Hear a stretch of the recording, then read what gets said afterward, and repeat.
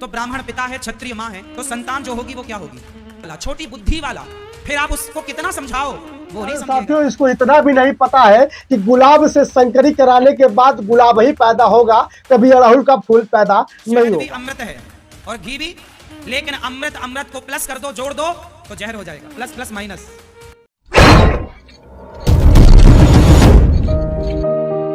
ब्राह्मण क्षत्रिय से शादी करे, क्षत्रिय शूद्र से शादी करे और हिंदू मुस्लिम से शादी करने के बाद जो उनका बच्चा पैदा होता है वो किस वर्ण का होता है, कमेंट करके जरूर बताइएगा। अब नमस्कार, मैं हूं सत्यानंद स्वामी और आप देख रहे हैं सत्या एक्सप्रेस। दोस्तों, आज बहुत ही अहम और बड़ी खबर लेकर आए हैं, क्योंकि आजकल सोशल मीडिया पे ऐसे ऐसे बाबा आपको ज्ञान बांटते, ज्ञान वास्ते मिल जाएंगे, जो अक्सर बताएंगे कभी प्रेम के बारे में, तो कभी हिंदू और मुस्लिम के बारे में, कभी तो मोदी और योगी के बारे में भी चर्चा करते हुए मिल जाएंगे। लेकिन इस बाबा के बारे में जब से मैंने एक वीडियो देखा है, तो मैंने सोचा कि क्यों ना आप लोगों को बताना जरूरी समझूं, क्योंकि इस वीडियो को देखने के बाद शायद आपको कुछ सीख जरूर मिलेगी। तो आपसे निवेदन है कि इस वीडियो को अंत तक जरूर देखिएगा। साथियों, आजकल पूरा देश सोच रहा है कि अंतर जातीय विवाह को आगे बढ़ाया जाए, जातिवाद को खत्म करे।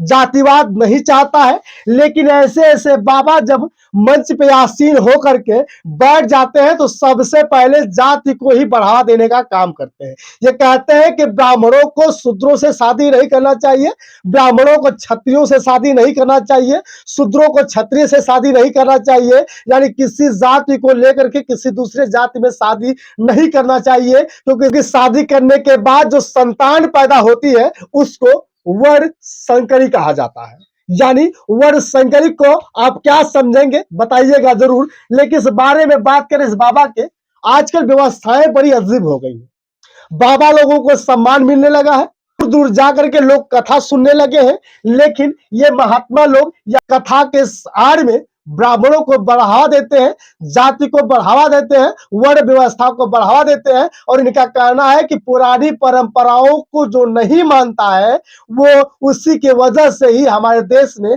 अलग अलग व्यवस्थाएं बन रही है। नियमों को फॉलो नहीं किया, जो नियम आपके परंपरा में सैकड़ों वर्ष से फॉलो होते चले आ रहे हैं। अंतर जाति विवाह के चक्कर में झारखंड ने इनाम दे दिया, इतना तक कि यूपी ने भी कहा है कि अगर आप अंतर जाति विवाह करेंगे तो आपको इतने रुपए दिए जाएंगे। लेकिन खास करके अगर SC ST से कोई शादी करता है तो उसी को ज्यादातर पैसे मिलेंगे।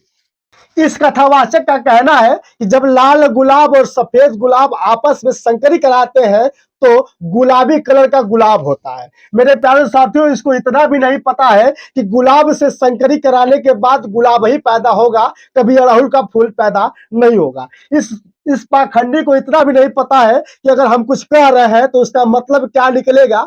मेरे प्यारे साथियों, आपको जानना जरूरी है कि जाति, पाति, धर्म, व्यवस्था को यही लोग आगे करके बढ़ाने का काम करते हैं, ब्राह्मणों को उच्च मानने का प्रयास करते हैं और हमेशा कहते हैं कि ब्राह्मण उच्च होता है, शूद्र नीच होता है। लेकिन अगर किसी दूसरे के शादी करने की वजह से अगर बेटा वर्ण संकरी हो जाए, अगर दूसरे धर्म में शादी करने से बेटा नालायक निकल जाए, तो इन्होंने भी तो अपने दूसरे में शादी करी थी। राजीव गांधी और सोनिया गांधी ने भी आपस में शादी करी थी। इनका बेटा राहुल गांधी आज देश के लिए काम कर रहा है, 2-2 3-3 बार प्रधानमंत्री बना दिया।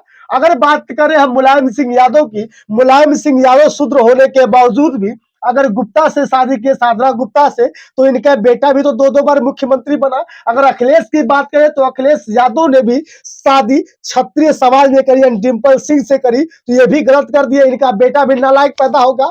ये इस भगवान के बारे में आप क्या कहते हैं? कृष्ण और राधा की जो जाति थी, क्या एक ही थी? अगर जाति एक ही थी तो शादी क्यों नहीं की? अगर प्यार करना इतना ही भी गलत था तो उन्होंने 1600 रानियां क्यों पटाई?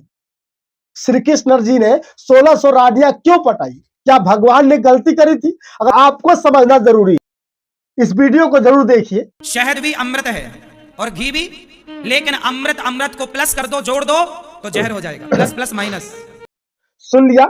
इस व्यक्ति ने कहा है कि शहद को घी में मिलाने से जहर पैदा होता है। शहद भी अमृत है और घी भी अमृत है, और अमृत को अमृत में मिलाने से जहर पैदा हो जाता है। और इसने भी कहा कि प्लस को प्लस में मिलाने से माइनस पैदा होता है। ये आखिर किसका ज्ञानी है? ना गणित सही से आती है, ना इसको विज्ञान सही से आती है। इसको आता है तो सिर्फ हिंदू और मुस्लिम करना आता है। इस व्यक्ति को सिर्फ आता है तो ब्राह्मण और क्षत्रिय शूद्र करना आता है। इस कह रहा है कि स्पर्म को, शरीर के स्पर्म को, वीर्य को शहद और घी का मानक दे दिया।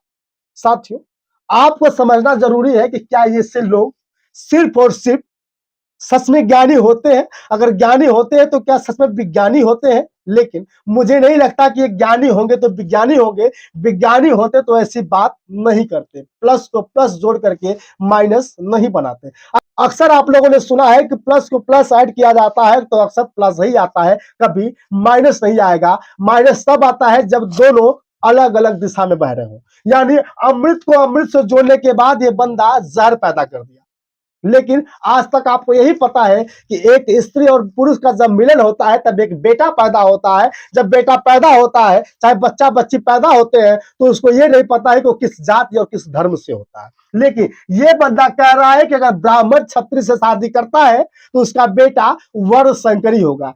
दरअसल मुझे तो आज समझ में आ गई हूं कि ऐसे लोग सिर्फ और सिर्फ आपको जाएंगे, बेवकूफ बनाएंगे, घंटों घंटों तक गुमराह करेंगे, लेकिन लास्ट में ज्ञान समाप्त करके घर लौट आएंगे और बार बार आप चर्चा करेंगे कि भैया बाबा जी ने, संत महात्मा ने बहुत बड़ा काम किया है।